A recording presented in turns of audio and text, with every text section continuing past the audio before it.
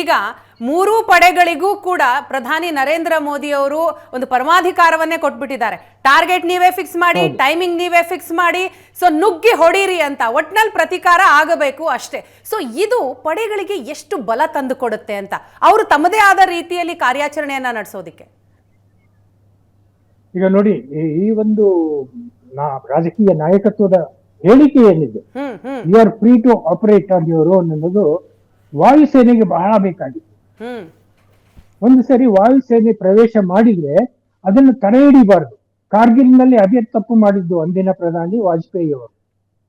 ವಾಯುಸೇನೆಗೆ ಹೇಳಿದ್ರು, ನೀವು ಯಾವುದೇ ಕಾರಣಕ್ಕೂ LOC ಯನ್ನು ಕ್ರಾಸ್ ಮಾಡಬಾರ್ದು.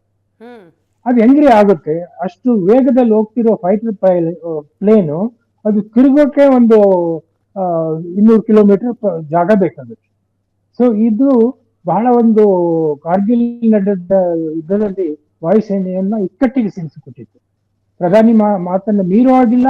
ಆದ್ರೆ ನಮ್ಮ ಟ್ಯಾಕ್ಟಿಕಲ್ ಪ್ಲಾನಿಂಗ್ ಏನಿರುತ್ತೆ ಅಂದ್ರೆ ಈಸ್ಟ್ ವೆಸ್ಟ್ ನೋಡಿ, ಅವರು ಕಾರ್ಗಿಲ್ ಯುದ್ಧ ಸಂಘರ್ಷ ಅಂತ ಹೇಳ್ಬೋದು, ಯುದ್ಧ ಅಲ್ಲ ಅದು, ಸಂಘರ್ಷದ ಸಮಯದಲ್ಲಿ ಈ ಭಯೋತ್ಪಾದಕರು 16,000 ಅಡಿ ಮೇಲೆ ಕುತ್ಕೊಂಡಿದ್ರು. ಅವ್ರ ಹತ್ರ ಶೋಲ್ಡರ್ ಫೈರ್ ಮಿಸೈಲ್ ಇದ್ದಿದ್ದು 4,000 ಅಡಿ, ಅಂದ್ರೆ 20,000 ಅಡಿ ಒಳಗೆ ಕೆಳಗೆ ಯಾವ ವಿಮಾನವೂ ಹೋಗಾಗಿಲ್ಲ. ಇದು ವಾಯುಸೇನೆಯನ್ನ ಬಹಳ ಇಕ್ಕಟ್ಟಿಗೆ ಸಿಲುಕಿಸಿತ್ತು. ಯಾಕಂದ್ರೆ ಅಟ್ಯಾಕ್ ಮಾಡೋದು ಬರೀ ಪೂರ್ವದಿಂದ ಪಶ್ಚಿಮಕ್ಕೆ ಆಗ್ಬೇಕಾಗಿತ್ತು. ಆದ್ರೆ ಪ್ರಧಾನಿಯವರು ಹೇಳಿದ್ರಿಂದ ಈಗ ಉತ್ತರದಿಂದ ದಕ್ಷಿಣಕ್ಕೆ ಅಥವಾ ದಕ್ಷಿಣದಿಂದ ಉತ್ತರಕ್ಕೆ ಮಾಡಬೇಕು. ಆ ಒಂದು ಹಿಡಿತ ಏನಿದೆ ಅದನ್ನ ಮಾಡಬಾರ್ದು ವಾಯುಸೇನೆಗೆ. ಈಗ ನೋಡಿ, ವಾಯುಸೇನೆಯ ಧ್ಯೇಯ ವಾಕ್ಯ ಏನು ಅಂದ್ರೆ ನಭಸ್ಪರ್ಶ ದೀಪ್ತಂ ಅನೇಕ ವರ್ಣಂ ಅಂತ. ಇದು ಭಗವದ್ಗೀತೆಯಿಂದ ತಗೊಂಡು ಬಂದ ಒಂದು ಶ್ಲೋಕ. ಇದನ್ನ ಭಗವಂತನ ಆ ಒಂದು ವಿಶ್ವರೂಪವನ್ನ ವರ್ಣಿಸಕ್ಕೆ ಹೇಳ್ತಾರೆ. ಈ ಏರ್ ಪವರ್ ಏನಿದೆ, ಇಂಡಿಯನ್ ಏರ್ಫೋರ್ಸ್ ಏರ್ ಪವರ್, ಇದು ವಿಶ್ವರೂಪ ತೋರಿಸುತ್ತೆ. ಈಗ ಬಾಲಾಕೋಟ್ ಏರ್ ಸ್ಟ್ರೈಕ್ ಮಾಡಿದಾಗ ಗಡಿ ದಾಟಿ ಬಾಲಾಕೋಟಲ್ಲಿ ಬಾಂಬ್ ಹಾಕಿ ಮತ್ತೆ ವಾಪಸ್ ನಮ್ಮ ಗಡಿ ಪ್ರವೇಶ ಮಾಡಿದ್ದು 14 ನಿಮಿಷ. ಆ 14 ನಿಮಿಷದಲ್ಲಿ ವಿಶ್ವರೂಪವನ್ನೇ ಪ್ರದರ್ಶಿಸಿಬಿಟ್ರು. ಅದು ಏರ್ ಪವರ್ ನ ತಾಕತ್ತು. ಸೊ ಅದನ್ನ ರಿಸ್ಟ್ರಿಕ್ಟ್ ಮಾಡದೇ ಇದ್ರೆ, ಈಗ ಏನ್ ಪ್ರಧಾನಿ ಅವರು ಹೆಲ್ತ್ ಕೊಟ್ಟಿದ್ದಾರೆ, ಈಗ ಮುಕ್ತವಾಗಿ ಅವರು ಪ್ಲಾನ್ ಮಾಡ್ತಾರೆ ಯಾವಾಗ ಹೋಗ್ಬೇಕು. They will decide on their own time, their own target and their own strategy.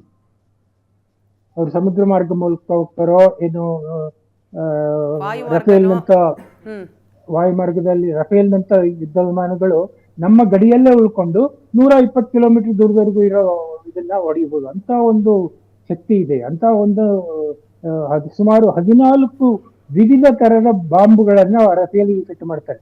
ಅದರಲ್ಲಿ ಒಂದು ಭೂಮಿ ಮೇಲೆ ಹೊಡಿಬಹುದು, ಹಾರಾಡ್ತಿರೋ ಕ್ಷಿಪಣಿಗಳ ಮೇಲೆ ಹೊಡಿಬಹುದು, ಹಾರಾಡ್ತಿರೋ ಅವರ ಯುದ್ಧ ವಿಮಾನ ಮೇಲೆ ಹೊಡಿಬಹುದು. ಇದು ಒಂದು Rafale is equal to 4 fighter planes. So that is the capacity. ಆಮೇಲೆ ಇನ್ನೊಂದು ಎಲೆಕ್ಟ್ರಾನಿಕ್ ವಾರ್ಫೇರ್ ಅಂತ, ಅದನ್ನು ಮಾಡುತ್ತೆ. ಎಲೆಕ್ಟ್ರಾನಿಕ್ ವಾರ್ಫೇರ್ ಅಲ್ಲಿ ಏನಾಗುತ್ತೆ ಅಂದ್ರೆ, ಈಗ ನೋಡಿ, ನಾವು ಒಂದು ಈ ರೂಟ್ ದಾಳಿ ಮಾಡಬೇಕು ಅಂತ ಒಂದು ರೂಟ್ ನಿರ್ಧಾರ ಮಾಡಿದ್ರೆ, ಆ ರೂಟ್ ಅಲ್ಲಿ ಏನೇನೆಲ್ಲ ರಡಾರ್ಗಳಿದಾವೆ, ಏನೇನೆಲ್ಲ ಮಿಸೈಲ್ಗಳಿದಾವೆ, ಏನೇನೆಲ್ಲ ಅವರ ಒಂದು ಶಸ್ತ್ರಾಸ್ತ್ರಗಳ ಸಂಜ್ಞೆ ಅಂತ ಹೇಳಿ ಒಂದು ಥ್ರೆಟ್ ಲೈಬ್ರರಿ ಅಂತ ಪ್ರಿಪೇರ್ ಮಾಡ್ತಾರೆ. ಆ ಥ್ರೆಟ್ ಲೈಬ್ರರಿನ ಈ ವಿಮಾನದಲ್ಲಿ ಅಳವಡಿಸ್ತಾರೆ. ಅಂದ್ರೆ ಈ ನಮ್ಮ ಗಡಿ ದಾಟಿ ಅವರ ಗಡಿಯನ್ನ ಪ್ರವೇಶಿಸುವ ಮೊದಲೇ ಈ ಥ್ರೆಟ್ ಲೈಬ್ರರಿಯನ್ನ, ಎಲೆಕ್ಟ್ರಾನಿಕ್ ವಾರ್ಫೇರ್ ಕಿಟ್ ಏನಿರುತ್ತೆ, ಅದು ಅಲ್ಲಿರೋ ಒಂದು ಶಸ್ತ್ರಾಸ್ತ್ರಗಳ ಸಿದ್ಧತೆ ಏನಿರುತ್ತೆ ಅದನ್ನ ಜಾಮ್ ಮಾಡಿಬಿಡುತ್ತೆ. ಅವರ ಕಮ್ಯುನಿಕೇಶನ್ ಜಾಮ್ ಆಗ್ಬಿಡುತ್ತೆ, ಅವರ ರೆಡಾರ್ಗಳು ಜಾಮ್ ಆಗ್ಬಿಡುತ್ತೆ. ಅಂದ್ರೆ ಅವ್ರ ರೆಡಾರ್ಗಳು ಎಷ್ಟು ಜೋರಾಗಿ ಫ್ಲಾಶ್ ಆಗ್ತವೆ ಅಂದ್ರೆ, ಆ ರೆಡಾರ್ ಮುಂದ್ಗಡೆ ಕುತ್ಕೊಂಡಿರೋ ಈ ರೆಡಾರ್ ಕಂಟ್ರೋಲರ್ ಇರ್ತಾರಲ್ಲ, ಅವರು ಆ ಸ್ಕ್ರೀನ್ ನೋಡೋಕ್ಕಾಗಲ್ಲ, ಇನ್ನು ತಲೆ ತಿರುಗಿಸ್ಕೊಂಡ್ಬಿಡ್ತಾರೆ. ಅಷ್ಟು ಒಂದು ಎಫೆಕ್ಟ್ ಇದನ್ನ ಸಿದ್ಧತೆ ಮಾಡಿಕೊಂಡು ರಫೇಲು ಮುಂದೆ ಹೋಗುತ್ತೆ. ಆಮೇಲೆ ಎಲ್ಲಿ ಗ್ರೌಂಡ್ ಬೇಸ್ಡ್ ಮಿಸೈಲ್ ಇರುತ್ತೋ ಅಲ್ಲಿ ಗ್ರೌಂಡ್ ಬೇಸ್ಡ್ ಮಿಸೈಲ್ನ ದಾಳಿ ಮಾಡುತ್ತೆ. ಅಕಸ್ಮಾತ್ ಪಾಕಿಸ್ತಾನದ ಏರ್ಕ್ರಾಫ್ಟ್ ಇಂಟ್ರೂಡ್ ಆದ್ರು ಅಂದ್ರೆ ಏರ್ ಟು ಏರ್ ಮಿಸೈಲ್ ದಾಳಿ ಮಾಡುತ್ತೆ.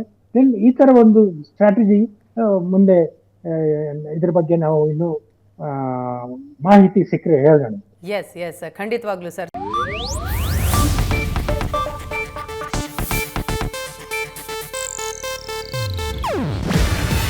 ಇದು ಏಷ್ಯಾನೆಟ್ ನ್ಯೂಸ್ ನೆಟ್ವರ್ಕ್ ಪ್ರಸ್ತುತಿ.